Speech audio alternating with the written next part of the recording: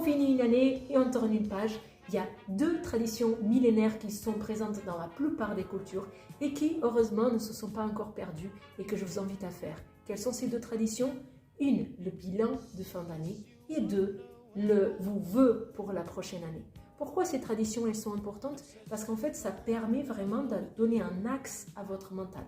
Non pas pour culpabiliser des choses que vous n'avez pas réussi à faire, mais pour vous féliciter de ce que vous avez réussi, de ce que vous avez acquis, les formations que vous avez faites, les travaux que vous avez changés, la naissance de vos enfants, etc., etc., etc. Donc, il y a énormément de choses qui se passent en an. Et le mental, il a besoin de ça, parce qu'il a besoin de voir que le temps, il coule.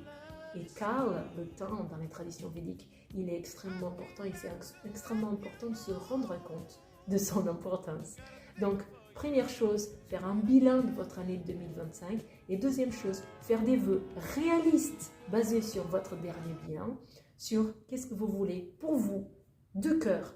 Qu'est-ce que vous pensez qui est le mieux pour vous, pour l'année de 2026. Donc, je vous partagerai bientôt mon bilan à moi et qu'est-ce que je souhaite pour l'année de 2026. Et je vous invite après à mettre dans les commentaires qu'est-ce qui se passe pour vous.